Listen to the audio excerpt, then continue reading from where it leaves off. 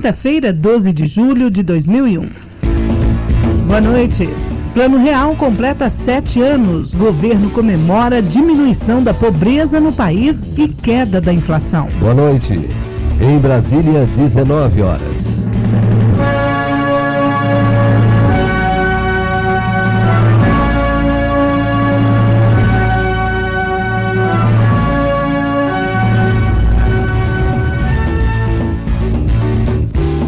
Vamos aos destaques de hoje da Voz do Brasil. Ministro Raul Jungmann vai pedir ao Ministério Público que investigue distribuição de cestas à população atingida pela seca. Combate ao tráfico de animais silvestres será intensificado. E hoje vamos conversar mais uma vez com a secretária de Assistência Social, Wanda Engel, que também é a coordenadora nacional do Projeto Alvorada.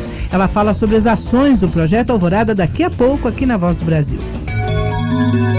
Presidência da República. Promover a ampliação do intercâmbio econômico e comercial entre o Brasil e o mundo árabe. Este é o objetivo do Fórum Empresarial Brasil Países Árabes. O vice-presidente Marco Maciel vai abrir o evento no próximo dia 24, no Rio de Janeiro. O mundo árabe é composto por 22 países e movimenta hoje mais de 380 bilhões de dólares no comércio exterior. Além do vice-presidente Marco Maciel, os ministros da Economia e Comércio dos países árabes vão participar do fórum. A justiça brasileira vai ficar mais rápida. O presidente Fernando Henrique assinou agora à tarde projeto de lei que cria os juizados especiais. Vamos saber mais sobre esse assunto com o repórter Arthur Filho, direto do Palácio do Planalto. Arthur, boa noite. Boa noite, Ayrton e Sula. Arthur, por que esses juizados vão tornar a justiça brasileira mais rápida? Ayrton, os juizados especiais poderão fazer a conciliação, julgamento e a execução de ações cíveis no valor máximo de 60 salários mínimos em um curto espaço de tempo. Julgada a sentença, em 60 dias, a pessoa estará recebendo em seus direitos através da Caixa Econômica Federal e Banco do Brasil. Uma causa que demorava cerca de 10 anos para ser resolvida terá um desfecho num prazo de 6 meses. Nas ações criminais, o juiz poderá decidir de forma bem rápida os crimes em que a pena máxima não seja superior a 2 anos de prisão ou multa. Com a implantação dos juizados especiais federais, será permitido o acesso à justiça às partes menos favorecidas nas disputas contra a União, autarquias, fundações e empresas públicas federais, como informa o advogado-geral da União, Gilmar Mendes.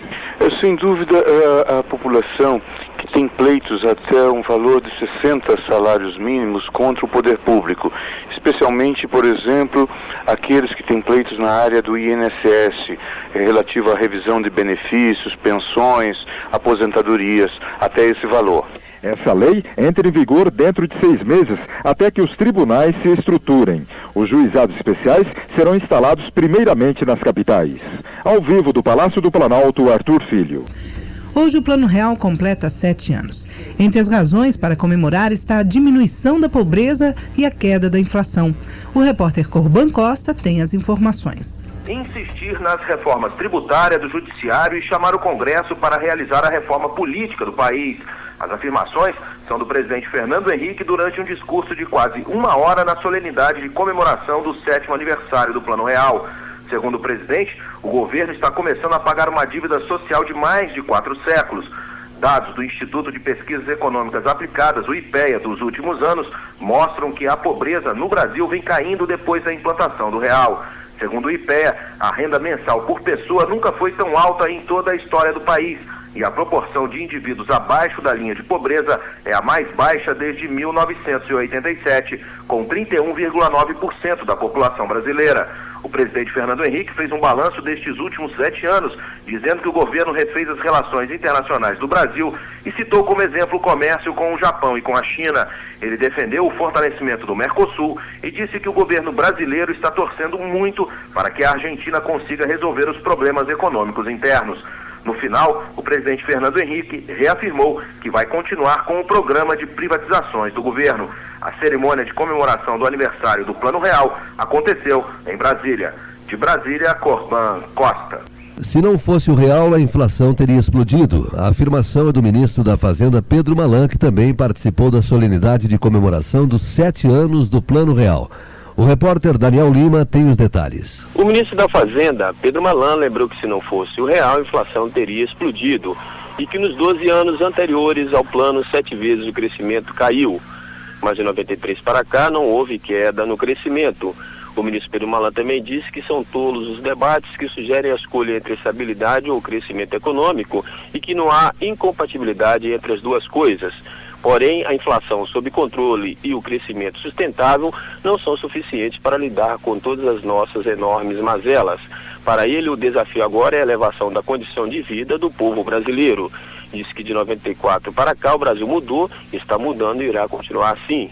Sobre a situação argentina, que tem provocado a pressão do dólar sobre o real, o ministro da Fazenda disse ter confiança que o nosso vizinho encontre uma solução. De Brasília, Daniel Lima. Cai a inflação em São Paulo de acordo com a FIPE. Você confere os números com a repórter Elisângela Cordeiro.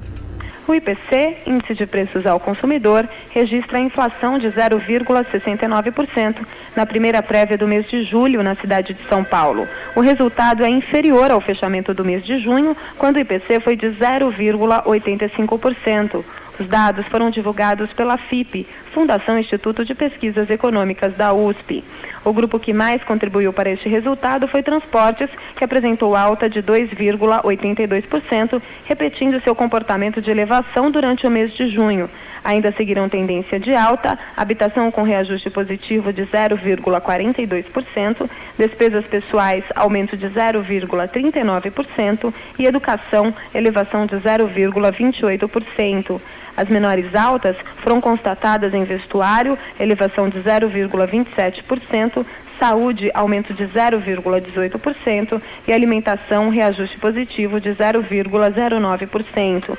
Os preços dos alimentos apresentaram sensível alta depois de recuarem durante o mês de junho. A previsão da FIPE é que a inflação feche o mês de julho em alta de 0,6% e no ano com aumento de 5,5%. De São Paulo, Elisângela Cordeiro.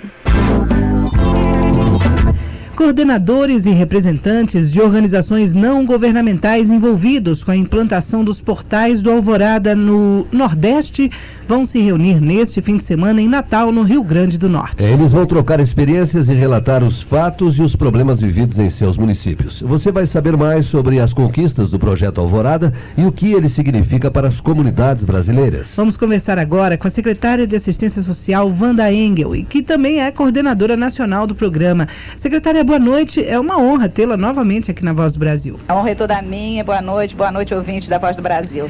Secretária, como nós já dissemos, será realizado nesse fim de semana o primeiro encontro dos coordenadores dos portais do Alvorada no Nordeste. O que é o projeto Alvorada, secretária? Bom, o Alvorada prevê que em cada um dos municípios mais pobres desse país existe uma célula do programa. É o chamado Portal do Alvorada. São locais, instalações já existentes, em que nós colocamos uma equipe de um coordenador, 2 assistentes e 5 agentes jovens que possam servir de instrumento para a cidade. Porque você sabe que esses programas normalmente não chegam aos mais pobres, porque os mais pobres não têm instrumentos de se preparar para receber os programas, de transformar dinheiro em serviço e melhoria de qualidade de vida da população. Então o Alvorada, o portal, tem essa função.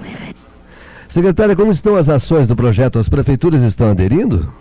Bom, as prefeituras estão muito felizes com a Alvorada, porque são prefeituras que tinham que fazer o périplo aqui na esplanada, né, para buscar recursos e tem à sua disposição só esse ano um total de 7 bilhões e 200 milhões. Agora a bola está com as prefeituras no sentido de se tornarem aptas a receber esse recurso. Então, por exemplo, para receber os recursos do Bolsa Escola, precisam fazer o cadastramento das famílias. Para receberem recursos de saneamento, precisam fazer os projetos executivos. Enfim, o recurso já existe, está à disposição das prefeituras, agora tem que ser, os prefeitos e as cidades têm que se mobilizar para que esse dinheiro possa chegar. Agora, mais que isso, é preciso que toda a população dessas cidades que recebem os recursos, estejam vigilantes com relação a cada centavo. Quer dizer, é preciso que a gente não permita que, no caso do Alvorada, esse recurso caia no ralo da corrupção. Bom, a senhora falou que a comunidade deve vigiar a aplicação dos recursos. Onde a população pode buscar informações sobre os recursos do Alvorada, secretária? Nós temos feito reuniões em todos os estados com esses prefeitos. Cada estado tem um interlocutor do Alvorada. Quer dizer, normalmente secretário de planejamento ou secretário de assistência social. E esse interlocutor está lá à disposição para prestar todas as informações. Quer dizer, além disso, existe uma página no portal da Presidência da República com informações sobre cada programa. As cidades receberam cartilhas sobre os programas. Enfim, as informações estão de posse das prefeituras. Esse não é o problema. O problema é haver essa capacitação, quase que essa transformação de vontade em projetos que permitam às prefeituras receber esse recurso. Nós estamos conversando com a secretária Wanda Engel. Secretária, no próximo dia 19, o presidente Fernando Henrique entrega o prêmio da Agenda Social. Que prêmio é esse, secretária? Em 99, eu visitei todos os estados do Brasil e disse o seguinte: olha, combater a pobreza e a exclusão não é coisa fácil. Então, vamos escolher, cada estado escolher um conjunto de 3, 4 ou 5 indicadores sociais, que são, na verdade, indicadores de pobreza, e vamos fazer desses indicadores quase que a bandeira de luta pelo social no estado. Quer dizer, esses indicadores compõem o que a gente estava chamando de agenda social. Todos os estados responderam, fizeram a sua agenda, porque é muito diferente a problemática no Piauí, né, cujos problemas principais ainda são mortalidade infantil, analfabetismo, e em Santa Catarina, que os problemas já são número de meninos no ensino médio, a questão da juventude. Não dá para termos uma agenda nacional. Para isso, cada estado fez a sua agenda, nós acompanhamos a implantação dessa agenda. A agenda, na verdade, é também um compromisso com resultados, foram fixadas metas, e agora os 10 estados que mais avançaram nos seus compromissos vão receber o prêmio de mérito social dado pelo próprio presidente da República. Secretária, muito obrigada por mais essa participação aqui na Voz do Brasil, e é importante saber que o Projeto Alvorada está com resultados tão positivos neste primeiro ano de trabalho. Bom, eu é que agradeço. Eu acho que esse país tem o grande desafio da sua dívida social. Eu acho que é uma grande injustiça achar que o governo não está sensível a essa questão. Não só está sensível, mas está colocando recursos, está colocando empenho. E esse empenho é visto também da mesma forma por governos estaduais, por prefeituras, por ONGs. Enfim, eu tenho uma esperança cada vez mais renovada, porque esse país vai conseguir vencer o seu problema histórico, que é o problema da desigualdade e da injustiça social. Tá certo. Boa noite, secretária. Agora são 7h13. IBAMA cria Câmara Técnica para combater o tráfico de animais silvestres. Os detalhes você confere no próximo bloco. Aguarde um instante só. Comunidade Ativa. Desenvolvimento para todos. Maragogi, Alagoas, tem como principal vocação o turismo. O programa Comunidade Ativa levou para o município, através do SEBRAE, vários cursos de capacitação voltados para o setor. Mais de 800 profissionais já foram formados. O secretário municipal de Desenvolvimento Econômico Sustentável, Plínio Guimarães de Souza, comenta. Já foram realizados treinamentos na área operacional, garçons, camareiras, recepcionistas de hotel. O Saber Empreender já foi realizado e está previsto ser realizado em agosto. O Aprender a Empreender. Para os pequenos empresários, pequenos hotéis e pequenas pousadas, isso é muito importante porque dá uma visão geral de administração de pequenos negócios. O Comunidade Ativa também ajudou na criação da Associação de Hotéis e Pousadas e ainda vai promover cursos de inglês e espanhol. Comunidade Ativa, um programa da Secretaria Executiva do Comunidade Solidária, Governo Federal. Amanhã é o último dia para as inscrições ao Prêmio Itaú Unicef 2001. O concurso é para incentivar os projetos que promovam a educação integral e melhorem a qualidade do ensino das crianças e jovens de baixa renda. O tema deste ano é o direito de aprender. Organizações não governamentais de todo o país podem concorrer em 4 categorias: ações complementares de educação, mobilização pela educação, formação continuada de professores e educadores sociais e produção de materiais de apoio à educação. O valor do prêmio para o primeiro colocado geral é de R$60 mil. E os vencedores de cada categoria serão premiados com R$40 mil cada um. O prêmio Itaú Unicef é realizado de 2 em 2 anos e faz parte do Banco de Ações Educacionais do programa Acorda Brasil, do MEC. O Brasil acordou para a educação, para fazermos forte grande.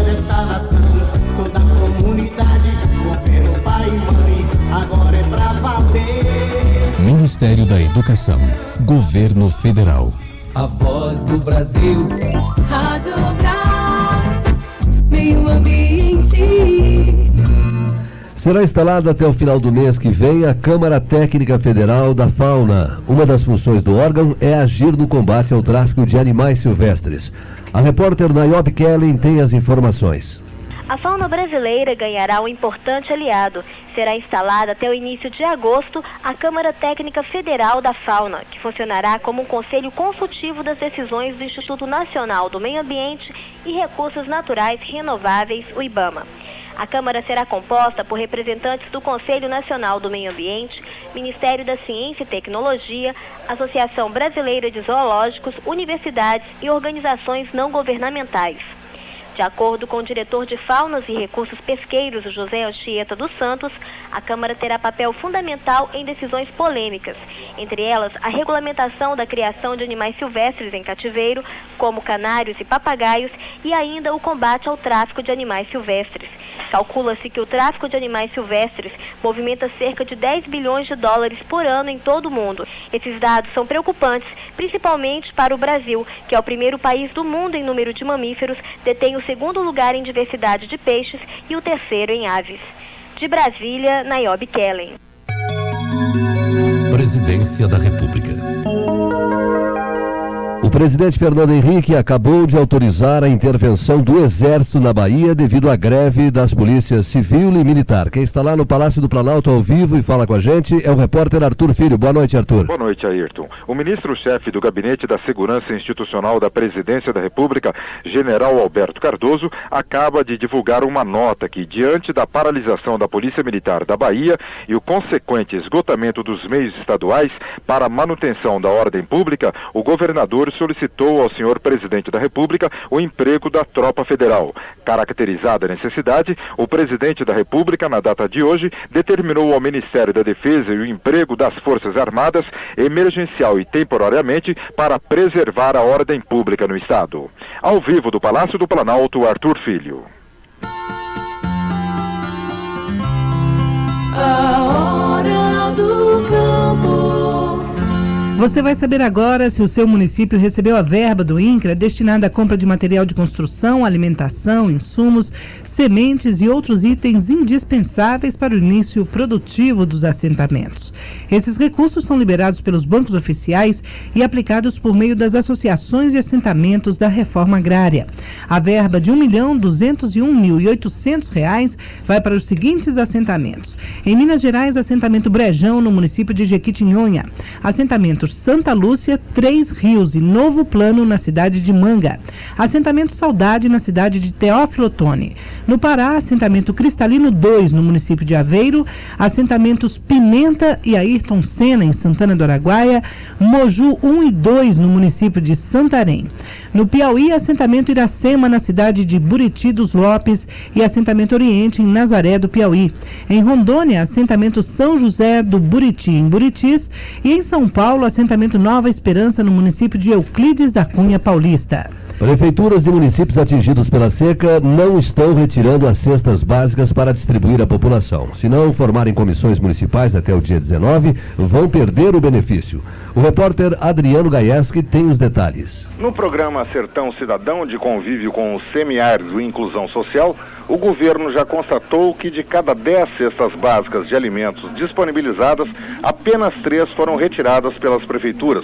No Rio Grande do Norte, por exemplo, 132 municípios estão em estado de calamidade pública, mas apenas um retirou cestas disponíveis nos postos da Conab. O ministro Raul Jungmann, do Desenvolvimento Agrário e coordenador do programa, disse que o fato está sendo comunicado aos governadores de estado, Ministério Público e Assembleia Legislativas. O ministro Jungmann faz um alerta. O problema aí é de falta de vergonha na cara, tá certo? Porque estão querendo utilizar politicamente cestas que tem que ser dirigida a quem dela precisa, estão querendo fazer política com isso. O secretário executivo do Ministério Ministério da Agricultura, Márcio Fortes de Almeida, isenta a Conab e diz o que os prefeitos devem fazer para receber as cestas. O prefeito deve retirar imediatamente assim comunicado, mas antes deve ter também constituído a sua comissão local para distribuição com participação de órgãos da sociedade, representantes da sociedade local, para que seja destinada cada cesta a cada família carente. Quem não formar as comissões municipais para retirar as cestas básicas até o dia 19, perderá o benefício. De Brasília, Adriano Gaieski. A empresa brasileira de Correios e Telégrafos vai recolher donativos aos municípios do norte e nordeste de Minas Gerais que se encontram em estado de calamidade pública por causa da seca. A determinação é do ministro das Comunicações, Pimenta da Veiga. Os Correios vão recolher e enviar gratuitamente os donativos enviados para essas regiões. A campanha, que terá duração de 90 dias a partir de hoje, será realizada em parceria com entidades governamentais, organizações civis e de assistência comunitária.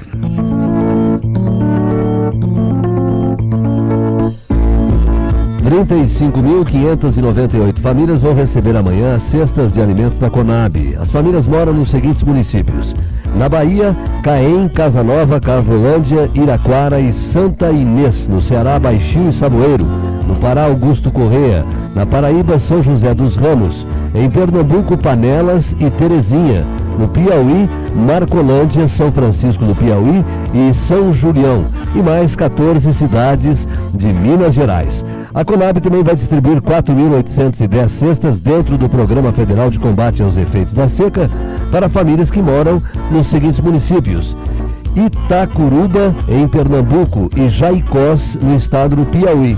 É muito importante que você fiscalize a distribuição das cestas. Você pode denunciar para a Comissão Municipal se verificar alguma irregularidade. Agora são 7h22. Aguarde no próximo bloco a previsão do tempo para amanhã em todo o país. Nós voltamos em seguida. Repórter Transportes agora. Economizar energia é não desperdiçar água também. Com a pior seca dos últimos anos, diminuiu e muito o nível de água nas hidrelétricas brasileiras, principalmente na região sudeste.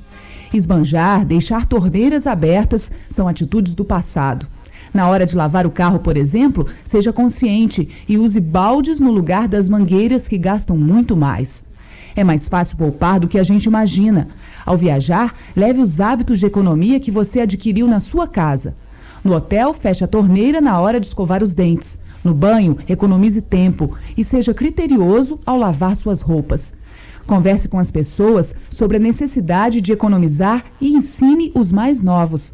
As crianças podem ajudar desde cedo a não jogar água fora.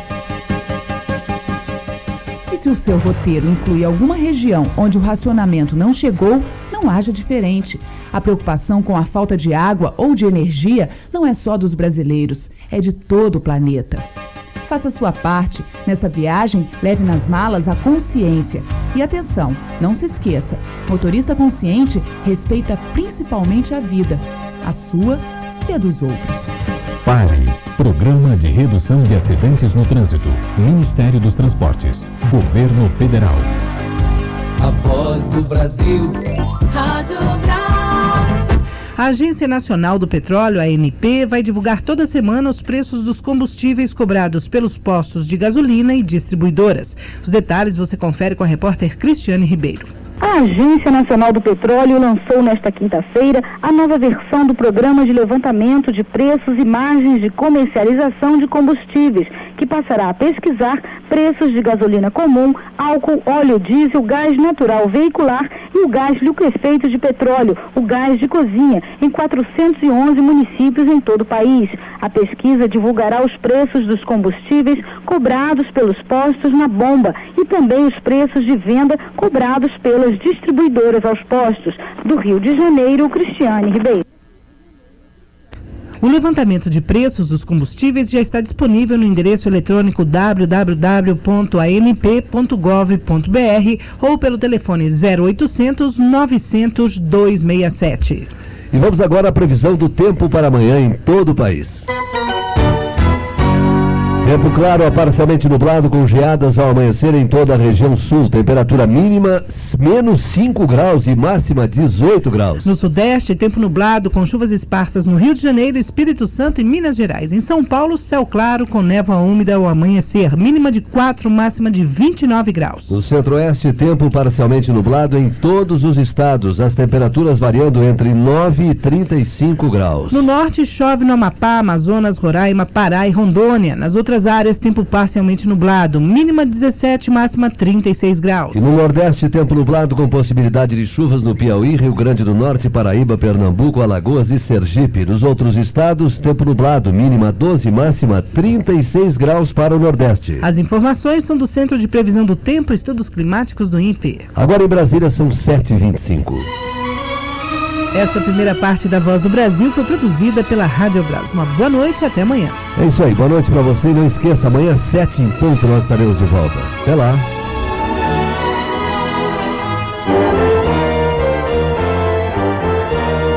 Você vai ouvir agora as notícias do Poder Judiciário.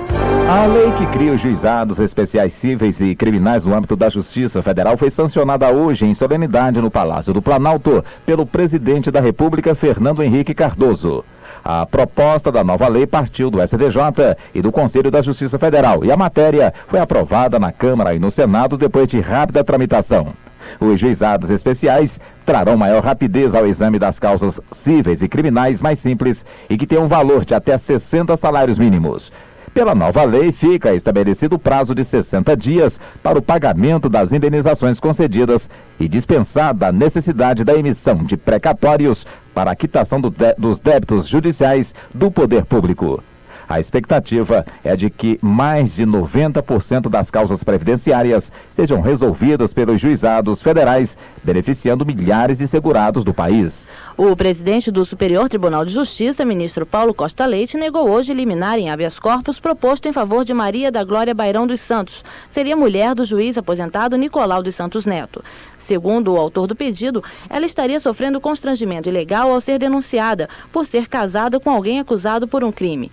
O pedido de habeas corpus foi escrito de próprio punho pelo advogado e considerado pelo presidente do STJ um documento de difícil compreensão da controvérsia, motivo pelo qual foi negada a liminar. Nicolau dos Santos Neto cumpre prisão domiciliar e está sendo processado por desvio de recursos públicos na construção do Fórum Trabalhista de São Paulo. O Tribunal de Contas da União rejeitou as alegações de defesa dos envolvidos no desvio de verbas públicas da construção do TRT de São Paulo, absolvendo apenas o engenheiro Gilberto Morad Paixão. Foram condenados os ex-presidentes do TRT de São Paulo, Nicolau dos Santos Neto e Délvio Bufulim, Fábio Monteiro de Barros Filho e José Eduardo Corrêa Teixeira Ferraz, representantes da Incal Incorporações, o ex-senador Luiz Estevão, representante do Grupo OK, e o engenheiro Antônio Carlos da Gama e Silva. Eles deverão efetuar pagamento solidário de R$ 169 milhões e terão 15 dias, a partir da notificação, para comprovar a devolução da dívida aos cofres do Tesouro Nacional. O tribunal aplicou ainda multa individual de R$ 10 milhões à Incal Incorporações, ao Grupo OK Construções e ao juiz aposentado Nicolau dos Santos Neto. O julgamento no TCU foi mantido depois que o presidente do STF, ministro Marco Aurélio, negou liminar ao Grupo OK, que pediu o adiamento da sessão no TCU. E o presidente do Supremo Tribunal Federal, ministro Marco Aurélio, negou o pedido de liminar da Associação dos Notários e Registradores do Brasil, contra a convocação para a realização das provas do concurso para serviços notariais e de registro marcadas pelo Tribunal de Justiça de Minas Gerais para o próximo domingo. O ministro Marco Aurélio, ao indeferir o pedido de liminar da ANOREG, solicitou mais informações ao Corregedor-Geral de Justiça do Tribunal do Estado de Minas Gerais. O Sindicato Nacional dos Taxistas entrou com mandado de segurança no Supremo contra o ministro do Trabalho, Francisco Dornelles. De acordo com o sindicato, desde 1994, que a entidade pede ao Ministério do Trabalho providências para que a contribuição sindical dos taxistas seja creditada na conta do Sintax. No mandado de segurança, o sindicato alega que a contribuição vem sendo feita em nome do Sindicato dos Condutores Autônomos de Veículos Rodoviários e da Federação Nacional dos Condutores Autônomos de Veículos Rodoviários. Ressalta o advogado da Sintax que, embora o desmembramento da categoria seja legítimo e o Ministério do Trabalho tenha conhecimento, as contribuições referentes à categoria dos taxistas continuam sendo feitas na conta do outro sindicato. Por entender que a lesão à ordem pública era evidente, o presidente do Tribunal de Justiça do Rio, desembargador Marcos Faver, suspendeu a liminar concedida pela 5ª Vara da Fazenda Pública, que autorizava a empresa de táxi Corcovado a emplacar seus veículos sem o pagamento de multas. O magistrado entendeu que o Código Brasileiro de Trânsito vincula o direito de vistoria para o emplacamento ao prévio pagamento das multas. A suspensão da liminar que permitia à empresa de táxi emplacar seus veículos sem o pagamento das multas foi pedida pelo governo do estado do Rio e pelo Departamento de Trânsito. A empresa chegou a emplacar vários carros sem o pagamento das multas devidas, amparada pela liminar. Agora terá que quitar seus débitos e depois recorrer contra as multas aplicadas. Eduardo Valverde Araújo, quarto colocado mais votado para senador nas eleições de 94 pelo Partido dos Trabalhadores no estado de Rondônia, entrou hoje no Tribunal Superior Eleitoral com recurso pedindo a reconsideração da liminar concedida a Matusalém Gonçalves Fernandes. A decisão do presidente do TSE, ministro Nelson Jobim, garantiu a Matusalém Gonçalves o direito de ocupar a vaga de suplente do senador Hernandes Amorim, hoje prefeito de Ariquemes. No pedido de reconsideração, o candidato do PT explica que o TSE cassou o mandato do senador Hernandes Amorim e de seus respectivos suplentes, Matusalém Gonçalves Fernandes e Ademário Serafim de Andrade.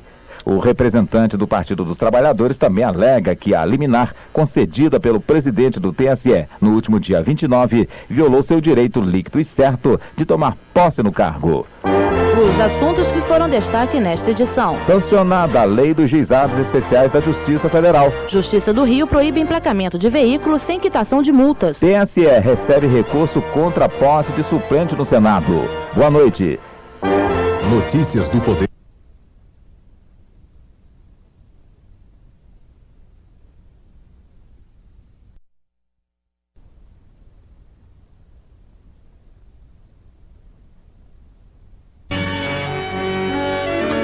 Lindbergh Cury defende incentivo à pequena empresa. Porque a microempresa representa um universo de cerca de 92% dos investimentos feitos no país. Tião Viana quer incentivar a ida de médicos para a Amazônia. Nós não podemos formar médicos apenas para as grandes cidades e com a visão apenas de comércio. Pedro Simon teme que crise argentina prejudique Mercosul. O senador Pedro Simon teme que a crise na Argentina acabe de vez com o Mercosul. Numa tentativa de driblar a crise, o governo argentino anunciou na noite de ontem mais um pacote econômico. Mas Pedro Simon está desconfiado. Ele conversou sobre isso com o repórter Maurício Desante. O pacote argentino tem como principal objetivo zerar o déficit público. Segundo o ministro da Economia, Domingo Cavallo, a Argentina não deve gastar um centavo a mais do que arrecada. Uma das medidas mais polêmicas anunciadas como forma de reduzir os gastos prevê a redução do salário dos funcionários públicos do alto escalão, incluindo também as aposentadorias e pensões. O governo argentino resolveu ainda aumentar o imposto sobre transações bancárias, a CPMF deles, dos atuais 0,4% para 0,6%. O governo argentino prometeu honrar o pagamento da dívida e o acordo com o FMI, mas o senador Pedro Simon está desconfiado. Ele acredita que o superministro Domingo Cavallo começa a dar sinais de enfraquecimento, já que as medidas adotadas até agora não têm dado resultado. A maior preocupação de Pedro Simon é com o Mercosul, mais precisamente com a resolução do governo argentino, que baixou as alíquotas de importação para bens de capital e telecomunicações para países fora do bloco, o que prejudica a indústria brasileira. O senador criticou o ministro Domingo Cavallo e disse que ele deveria levar em consideração que o Brasil sempre ajudou a Argentina nos momentos de crise. Mas agora o De La Rua, numa angústia total, falando até na sua possível renúncia, o traz. E ele vem de uma maneira soberba, não se lembrando que foi o Brasil. O Brasil teve gestos magnânimos com ele nessa crise. O Brasil votou vários requerimentos, várias soluções, várias propostas, facilitando a Argentina, querendo ajudar a Argentina, colaborando com a Argentina. O incentivo à pequena empresa é a solução para o desemprego no país. A opinião é do senador Lindbergh Cury. Segundo ele, as pequenas empresas são responsáveis por 92% do mercado. Repórter Rômulo Mazzocante. Dificuldade para obter financiamentos, juros altos e muitos impostos são os entraves ao desenvolvimento das pequenas empresas, na opinião de Lindbergh Cury. O senador acha que a reforma tributária já deveria ter acontecido para simplificar o sistema de impostos e facilitar a vida das pequenas empresas. Para ele, a reforma vai incentivar o crescimento dessas empresas. Porque a microempresa representa um universo de cerca de 92% dos investimentos feitos no país. Ela que detém 92% dos mercados. Não são as grandes empresas nem as multinacionais. Então esse segmento merece uma atenção muito especial. E uma das maneiras de contribuir para esse segmento é justamente com a redução da carga tributária, ou simplesmente a simplificação do sistema tributário. Lindbergh Cury também reclama da dificuldade na obtenção de financiamentos. Segundo ele, os bancos só liberam o dinheiro com garantias às vezes muito superiores ao valor do empréstimo, além das altas taxas de juros que tiram das pequenas empresas condições de competir no mercado. Lindbergh Cury defende que a solução para o desemprego no país é um incentivo às pequenas empresas, o que não está acontecendo. Transformar um trabalhador num empreendedor. Ao invés de procurar um emprego para um trabalhador, nós vamos gerar, através do empreendedor, mais ou menos 6, segundo a estatística do IBGE.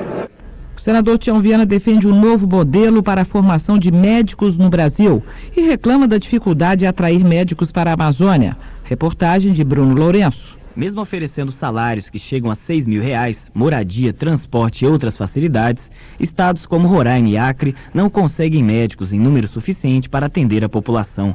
Tião Viana acredita que os alunos de medicina precisam tomar contato com o outro Brasil, o Brasil além das grandes cidades. Para ele, isso seria importante até para a formação dos futuros profissionais. Que o Brasil precisa de uma revisão ampla do seu modelo pedagógico, do modelo de formação médica, porque ele não pode mais formar profissionais como peças de mercado. Ele precisa formar profissionais com forte cunho humanista, ético e com capacidade de ter amor pelo Brasil verdadeiro, que é o Brasil também do interior. Nós não podemos formar médicos apenas para as grandes cidades e com a visão apenas de comércio. Tião Viana destaca que na Câmara dos Deputados existe uma proposta de emenda constitucional do ex-senador Antônio Carlos Magalhães que poderia resolver o problema de mais de 1.200 municípios brasileiros que não têm médicos. A proposta institui o serviço civil obrigatório como alternativa ao militar. Os estudantes de medicina seriam dispensados de prestar o serviço até a conclusão do curso. Depois trabalhariam por um ano em municípios carentes de profissionais de saúde. Em instantes, senador diz que ritmo lento da reforma agrária é a causa da violência no Pará. Você pode sintonizar a rádio e a TV Senado ao vivo, também na internet. Anote o endereço www.senado.gov.br. Rádio e TV Senado na internet www.senado.gov.br. O senador Ademir Andrade responsabilizou o Ministério da Reforma Agrária e o governo do Pará pelo crescimento da violência no estado. Nos últimos dias, um sindicalista e um trabalhador rural foram assassinados no Pará por conta de conflitos pela posse de terra. Reportagem de Beatriz Mendonça. Na segunda-feira, pistoleiros mataram o diretor do Sindicato dos Trabalhadores Rurais de Marabá, José Pinheiro Lima, o Dedé. Ele liderava a ocupação da fazenda São Raimundo, considerada improdutiva pelo INCRA. Os assassinos mataram também a mulher e o filho do sindicalista. Na semana passada, pistoleiros já tinham assassinado um poceiro que ocupava a mesma fazenda. Segundo o senador Ademir Andrade, está havendo um crescimento da violência no Pará. E uma das causas para ele é o ritmo lento da reforma agrária no estado. Quem é o culpado dessa situação? É o Ministério da Reforma Agrária, é o INCRA, que não atende à demanda da nossa população. Nossa população está precisando de terra, há muita terra improdutiva na nossa região e o governo não atende às necessidades desses trabalhadores. Outro motivo para o crescimento da violência no Pará, segundo Ademir Andrade, é a impunidade. Esses crimes acontecem e os pistoleiros não são presos e os mandantes não são também nem sequer colocados no inquérito. Conseguem ficar fora do inquérito. Ademir Andrade cobrou do governo do Pará a punição dos assassinos e do governo federal a liberação do dinheiro para que o INCRA acelere a reforma agrária. O senador Lúdio Coelho classificou de patriótica a colaboração da família brasileira com o racionamento de energia. Segundo ele, a população entendeu que o governo não é o único responsável pela falta de energia no país. E, na opinião do senador, cada um deve fazer a sua parte para diminuir os gastos, não só com energia, mas também com água. Tivemos, sobretudo, um problema climático acima de nossas forças. A família brasileira entendeu que se ela não economizar água, se ela não economizar energia, vai apagar independente da vontade ou das ameaças do governo. Termina aqui o Jornal do Senado. Ouça agora as notícias da Câmara dos Deputados. Boa noite. Jornal Câmara dos Deputados. Atividade dos deputados federais em Brasília. Deputados analisam soluções para a seca nordestina. Pedro Correia, do PPB de Pernambuco, garantiu que a negociação entre a bancada nordestina e o governo federal produziu pela primeira vez um programa mais efetivo de medidas de auxílio às vítimas da seca na região. Pela primeira vez, nós estamos assim com um posicionamento. Nós estamos acabando com aquela frente de emergência, que era uma coisa que envergonhava o pessoal da região semiárida, você dá ali uma esmola para que a pessoa não produzisse. E agora nós estamos criando os mecanismos através do Bolsa Renda, através do Bolsa Escola. Nós estamos reativando o Proagro, que é feito inclusive agora pelo Banco Central, para que as pessoas que têm as suas culturas, que possam ter tido prejuízo no período de estiagem, eles possam ter a reposição desse recurso. Então nós estamos começando a criar os mecanismos, estamos começando a entregar a vara e não o peixe. Os problemas do Nordeste, segundo Pedro Correia, estão sendo tratados de forma diferenciada para atender à realidade de cada região, com a criação, por exemplo, de polos de irrigação. Que, por exemplo, não adianta você querer fazer um projeto de irrigação numa área que você está a 100 quilômetros da margem de um rio, que você vai fazer esse projeto através de poços artesianos, que certamente no período da estiagem reduzem muito a produção de água e ainda por cima essa água fica salgada e faz com que o solo passe a ser um solo imprestável para a produção de cultura irrigada. Então, nós estamos, como fizeram outras nações que tiveram esse mesmo problema, como os Estados Unidos, na Califórnia, onde as pessoas que querem plantar irrigado vão para próximo da margem do rio. E nós estamos fazendo isso lá em Pernambuco, por exemplo. Nós temos hoje no município de Afrânio, no município de Petrolina. Hoje Petrolina talvez seja o município com a maior produção de frutas e fazendo exportações para todo mundo. Em Lagoa Grande, a mesma coisa, sobretudo num distrito chamado Vermelho. Raimundo Gomes de Matos, do PSDB cearense, elogiou as ações do ministro Raul Jungmann para enfrentar as dificuldades geradas pela seca nordestina, mas propõe ao governo o aumento dos recursos destinados ao setor de saúde nos municípios. Gomes de Matos, que é médico, quer evitar os reflexos da desnutrição sobre a sociedade nordestina. Nesse momento, muitas das crianças ficam desidratadas, muitas das crianças são acometidas de infecções respiratórias, o pré-natal, aquelas gestantes, por falta de alimentos, não têm uma alimentação condigna para suprir a necessidade proteica calórica do pré-natal, e tudo isso precisa que, nas ações que o ministro Jungmann está já concretizando no nosso estado do Ceará, assim como também no Nordeste, nós possamos ter um suplemento de recursos na área da saúde, para garantir não só a atenção do agente comunitário de saúde, do médico programa da saúde da família, mas nós garantimos um adicional nos recursos do SUS, adicional nos recursos da saúde, principalmente na área da assistência farmacêutica, com suplementos vitamínicos, com sais de reidratação oral, com medicamentos para infecções respiratórias, a fim de que nós possamos manter o nível dos indicadores de saúde no patamar que já existe. Divaldo Suragi, do PST de Alagoas, espera que o governo busque programas definitivos de amparo à população nordestina, em vez de adotar apenas medidas paliativas. O desequilíbrio regional, na opinião de Suragi, deve ser compensado com políticas públicas de estímulo ao desenvolvimento nordestino. O grave problema da seca que ocorre no Nordeste do Brasil já não requer soluções paliativas, nem a seca pode ser lembrada apenas nos anos de sua ocorrência. Assim, quando a região volta a viver novamente o drama da seca, que sem embargo está atingindo a economia agrícola daquela zona com consequências econômicos sociais profundamente negativas sobre todo o sistema nordestino, eis que se cria um novo ambiente para a revisão e aprimoramento da política para a área da região, induzindo a tentativa de uma abordagem mais consequente dos problemas do Nordeste. Sabemos que o desequilíbrio regional em qualquer nação do mundo é uma resultante natural do sistema econômico.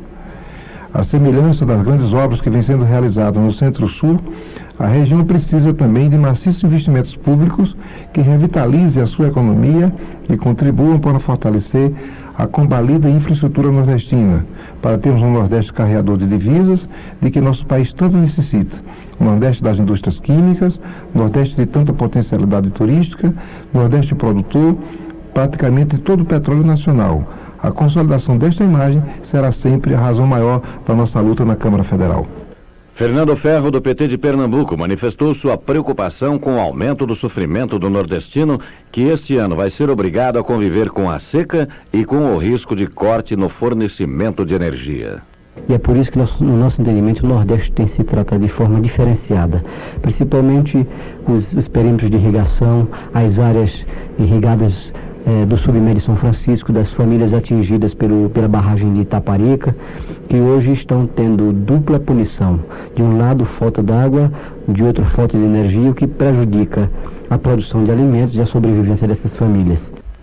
Fernando Ferro anuncia que no próximo dia 23, uma comissão da Câmara vai visitar a região. E é por isso que no mês de julho nós estaremos indo com a comissão. Agora, a partir do dia 23 de julho, estaremos indo com uma comissão aqui da Câmara de Deputados que irá conversar com a população daquela região para ver soluções diferenciadas que possam afetar menos a região do semiárido e da agricultura nordestina. Fernando Ferro acredita que a situação de racionamento de energia vai se prolongar pelo próximo ano e, por isso, defende a busca de alternativas para a geração de eletricidade. Acho que o Nordeste, particularmente, tem a questão dos ventos, a energia eólica, um potencial de energia eólica que deve ser explorada, e o país tem condição de fazer isso de forma mais rápida do que usar hidroelétricas e termoelétricas. E na situação particular de Pernambuco, temos um centro na Universidade Federal que desenvolve tecnologia nessa área e que poderá dar uma grande contribuição.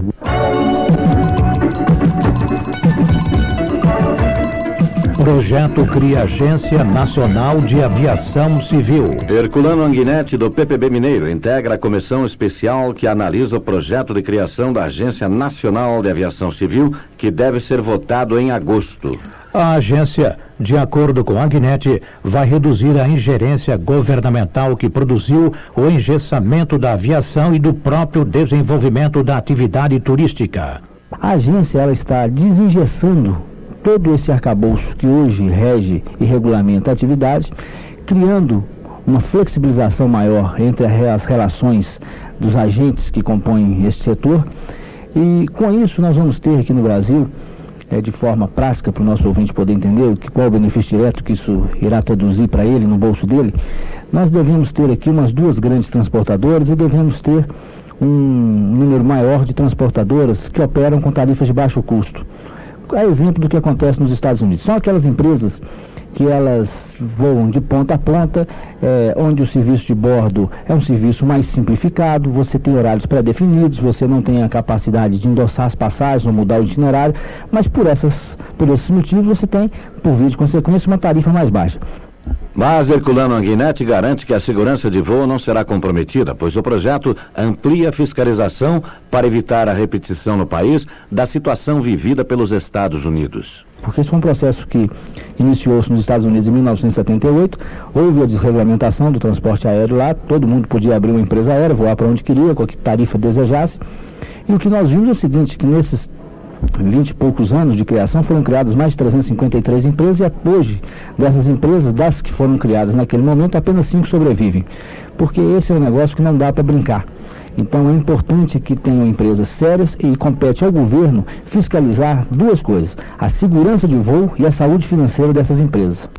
Serafim Venzon, do PDT catarinense, defende a votação urgente de uma proposta de reforma tributária pela Câmara que reduza a carga de impostos e contribuições e estabeleça a justiça fiscal. Venzon espera que o governo e as oposições busquem pontos de convergência para acelerar o processo de apreciação da matéria. O Congresso deve insistir com o Poder Executivo para aprovarmos logo a reforma tributária. No atual modelo, além das altas taxas praticadas, despende uma estrutura onerosa na empresa, bem como tem gerado um grande número de processos que lotam os tribunais. O governo parece ter medo de uma reforma mais ampla. Agora quer enxertar com a mini-reforma. O governo de Fernando Henrique precisa deixar ainda esta contribuição para a sociedade. As oposições devem se unir na busca de pontos de convergência para garantir o status econômico do país. Sérgio Novaes, do PSB cearense, registrou o encontro ocorrido ontem entre a Frente Nacional de Saneamento Ambiental e a Frente Nacional de Prefeitos, em que foi debatido o projeto do governo que estabelece a Política Nacional de Saneamento, atualmente em análise na Câmara Federal. Os prefeitos, segundo Sérgio Novaes, estão preocupados com a ameaça de retirada de titularidade dos serviços de saneamento dos municípios para facilitar o processo de privatização. É uma reunião extremamente importante porque serão exatamente as capitais as mais atingidas com o projeto de privatização do setor de saneamento previsto pelo governo Fernando Henrique Cardoso. Projeto esse que aponta, né, não para a universalização, não para que todos tenham direito à água e ao esgotamento sanitário, esse não é o caminho previsto no projeto, mas sim o projeto que aponta para a privatização do setor. Então os prefeitos, né, principalmente os prefeitos que coordenam a Frente Nacional, o prefeito Tasso Genro de Porto Alegre, o prefeito Marcelo Deda de Aracaju e o prefeito Juraci Magalhães, juntamente com outros prefeitos de Maceió, de Vitória, de Goiânia, estiveram juntos com a Frente Nacional pelo Saneamento Ambiental e tiraram uma posição assim, muito clara de não aceitar que o governo federal privatize o setor de saneamento, que retire esse poder público das mãos do município e passe para os estados e, consequentemente, passe para a iniciativa privada através do ajuste fiscal que garantiu a privatização.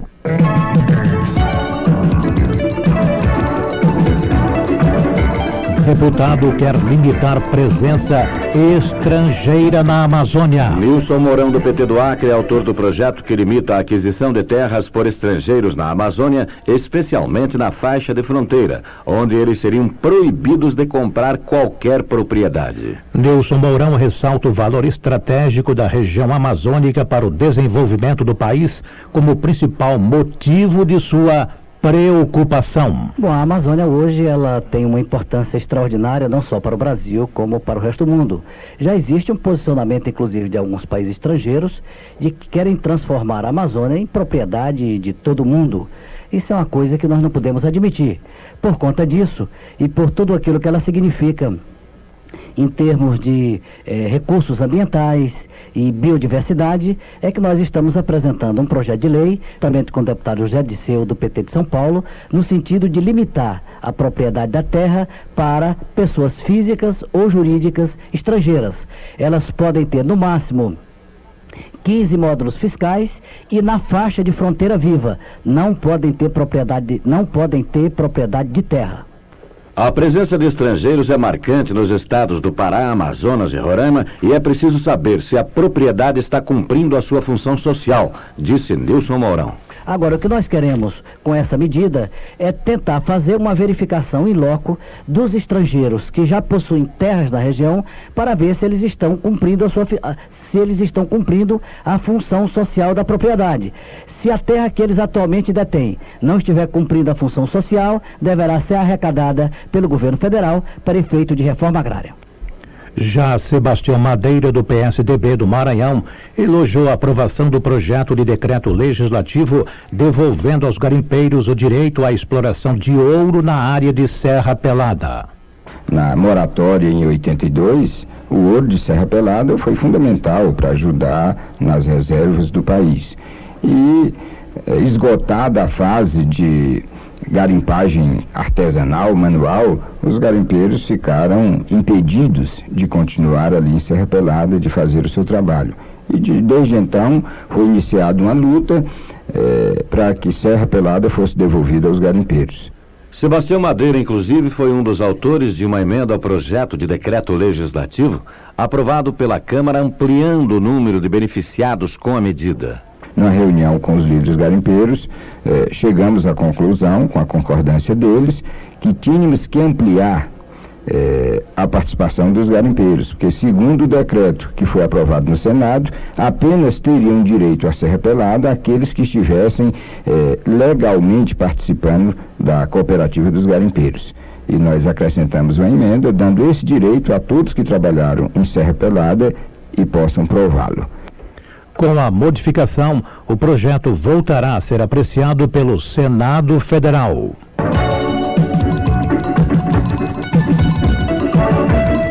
Deputados avaliam o trabalho da Câmara no primeiro semestre.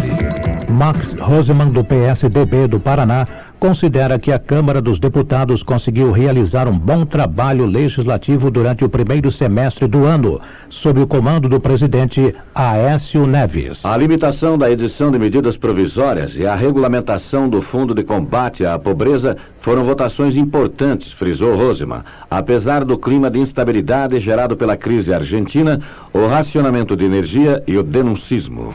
Max Rosemann destaca a aprovação ainda nas comissões de 4 projetos de sua autoria. Um que inclui as pequenas centrais hidrelétricas PCHs na prática do conceito de energia assegurada e dá outras providências permitindo que pequenas usinas possam também vender energia para o sistema geral assegurado. Outra que dá uma redação nova no artigo 3 da Lei 6.321, que dispõe sobre a alimentação, sobre o programa de alimentação do trabalhador, porque hoje é cobrado, inclusive, contribuições previdenciárias para a alimentação. Então, ela é agregada ao valor do salário e acaba resultando numa arrecadação e desestimula muitos patrões. E, desta forma, nós vamos estimular que as empresas ofereçam alimentação aos seus trabalhadores. A terceira proposta aprovada, que já está na Comissão de Constituição e Justiça, responsabiliza o contratante de serviços executados mediante cessão de mão de obra pelo recolhimento das contribuições previdenciárias e da outras providências, que é justamente os serviços terceirizados, que agora fica definitivamente responsabilizado o contratante para o recolhimento, e não mais aquela dúvida de quem que pagaria o imposto. E apresentamos uma última proposta, que é importantíssima, que define a política nacional de turismo e dá outras providências. É quase que um código de turismo que foi elogiadíssimo, um trabalho profundo, que eu recebi essa colaboração do pessoal do Paraná ligado à área de turismo e que acabou sendo aceita como uma definição inteira para a política de turismo. José Borba, do PMDB do Paraná, acredita que a Câmara realizou um trabalho positivo no primeiro semestre, com votações importantes como a limitação das medidas provisórias. José Borba afirmou ainda que a base do governo na Câmara tem apoiado o equilíbrio econômico na expectativa da recuperação das crises. O Congresso Nacional teve uma pauta bastante intensa, com resultados ainda que pese alguns percalços na caminhada, por ordem da acomodação da nova mesa, as mudanças que são normais, mas contudo entendo que o Brasil ele caminha, ainda que em passos lentos, mas rumo ao futuro. Costumo dizer que o Brasil de hoje ele é bastante melhor que o de ontem.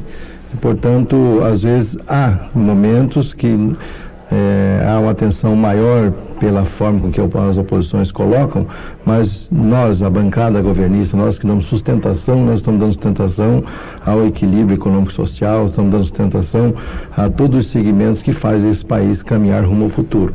Portanto, é fácil nós trabalharmos na expectativa da esperança, mas é um pouco mais difícil nós trabalharmos no plano das realizações. E no plano das realizações, o Brasil tem realizado muitas coisas e graças à ação do Parlamento. A Câmara dos Deputados tem dado um resultado comparado com o que acontece no mundo. Às vezes nós somos poucos difundidos, mas com trabalhos que merecem atenção, merecem avaliação e resultados altamente positivos. Itamar Serpa, do PSDB do Rio de Janeiro, destacou a sua participação na definição de obras prioritárias para a Baixada Fluminense, especialmente de saneamento básico para a população mais carente.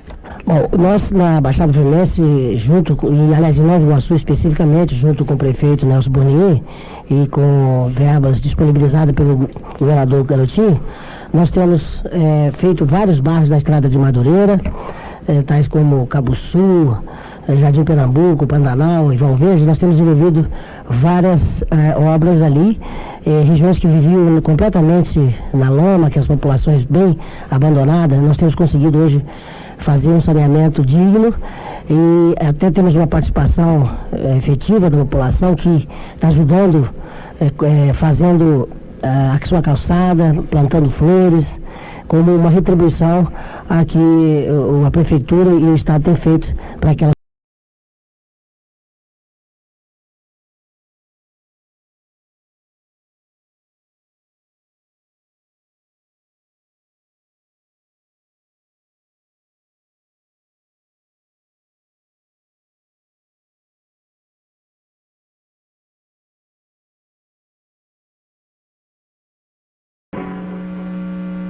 Espaço reservado pelo Tribunal Superior Eleitoral para a transmissão de horário político gratuito.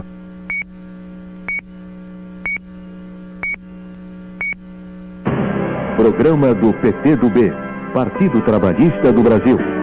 Com a palavra, Vinícius Cordeiro, vice-presidente nacional. Com 80 mil filiados, 6 prefeitos e 200 vereadores, o PTdoB hoje é uma realidade. O PTdoB apoia no Rio de Janeiro o governador Garotinho, porque nunca se fez tanto em tão pouco tempo. O restaurante popular Betinho, por exemplo, já serviu 500 mil refeições de qualidade por R$1. O quê?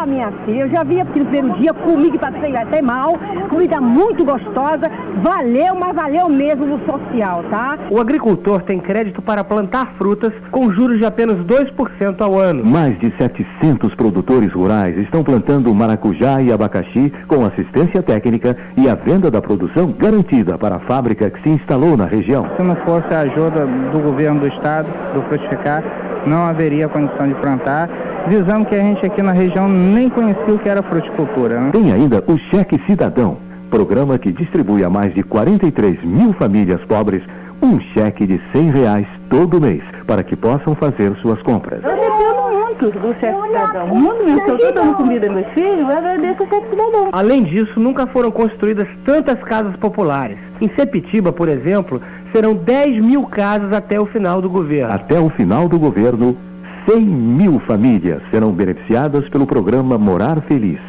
110 conjuntos habitacionais estão sendo reformados e o cheque Morar Feliz está acabando com a inadimplência dos mutuários da Caixa Econômica. Agora é outra vida. Agora eu vivo numa casa digna de verdade. Por isso, junte-se a nós nessa luta. Felice. Em 2002, vamos renovar a Câmara dos Deputados e as Assembleias Estaduais em todo o país. Ligue para nós. 0 Operadora 11 232 2129. Termina agora Horário Político Gratuito.